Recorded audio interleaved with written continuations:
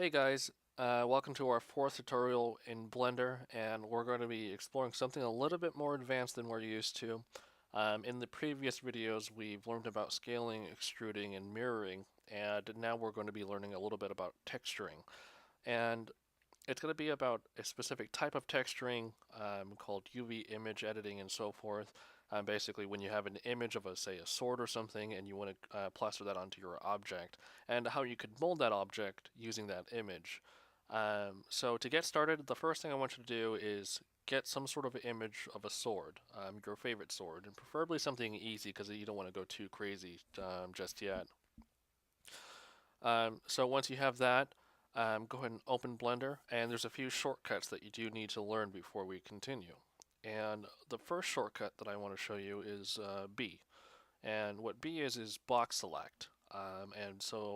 Before we do anything, let's get into edit mode by pressing Tab, and then press A to deselect everything. Now, what box select is if you press B, you're given sort of a crosshair kind of thing.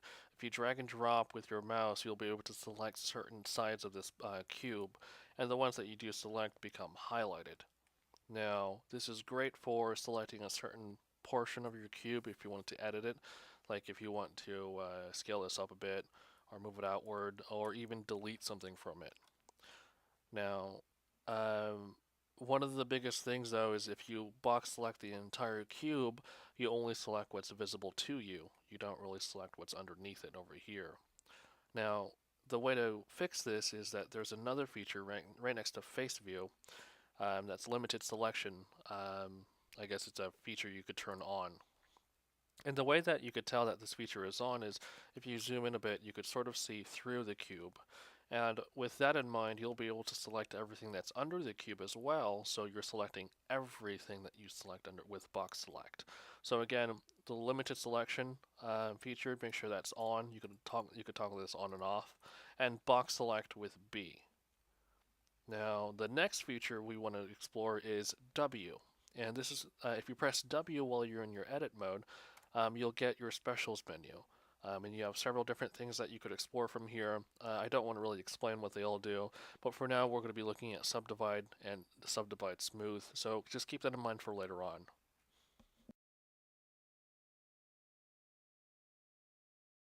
So anyways, let's go, whoops, sorry. So let's go ahead and continue the tutorial.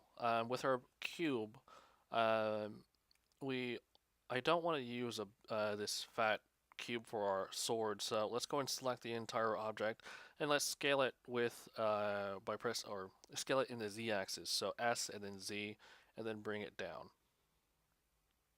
And then I also want you to scale this inward just so we have a better cube to work with. And then now press W on this object, and then click that subdivide smooth. And you could sort of see what it's doing. It's smoothing it out and it's dividing the object evenly, so it's essentially doubling the vertices. So let's go ahead and do that again. So W, subdivide smooth. Okay.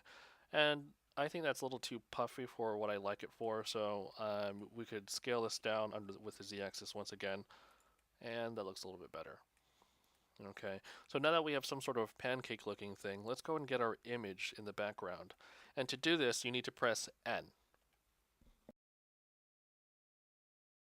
Now scroll towards the bottom, and then look for background images and make sure that's checked in. Then click in the little arrow that's pointing to the right, and then click Add Image. And if you scroll down just a little bit more, you'll see an open window or open button. And then find your image that you want to use with Blender. In my case, it's in Downloads. And let's choose this image. Now you'll notice that nothing has happened. The reason this is you don't see your image yet is because you need to be in a very specific view. I believe it's called the side view. But first, before you do that, you need to go to top view by pressing 7, then press 5 to get into the proper view. And you can now see I have a sword in the background. And if we have the Soul Calibur fans, this is Cassandra's sword. And I chose it because it's fairly easy. It's not too complex, and you could certainly, well, it's recognizable, I guess.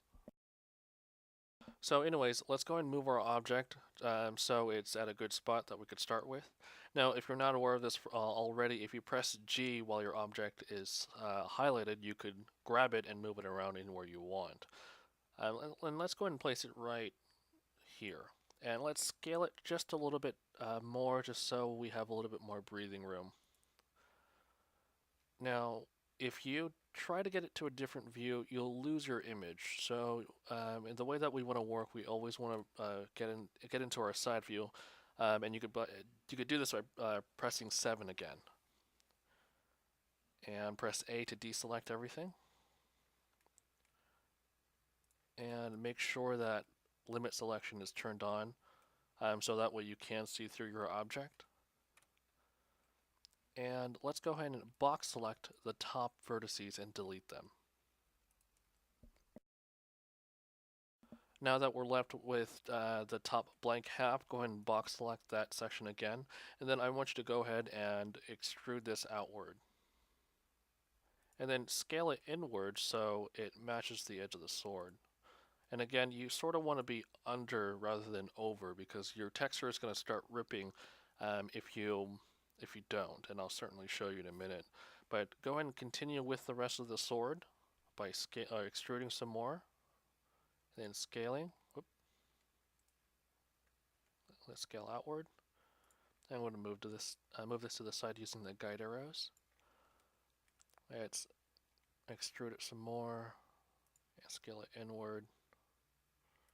And I'll move this down a bit. And let's go ahead and press W, and then go to merge, and at center. Okay, very cool. So, we've already done the top half. That was fairly easy, so let's go ahead and do the bottom section.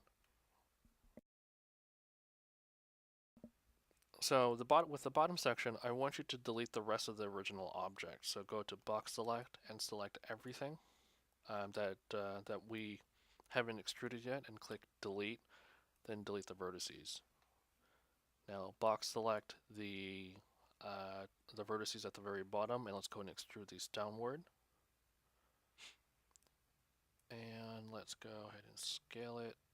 Let's scale it out. No. You know what, let's bring it back a bit. And let's just bring it here, scale it inward. Nope. Scale it just a little bit more, then scale it inward. And then bring this all the way down to the handle. And then we're going to keep scaling and extruding just a little bit more. And we'll just create the rest of the object.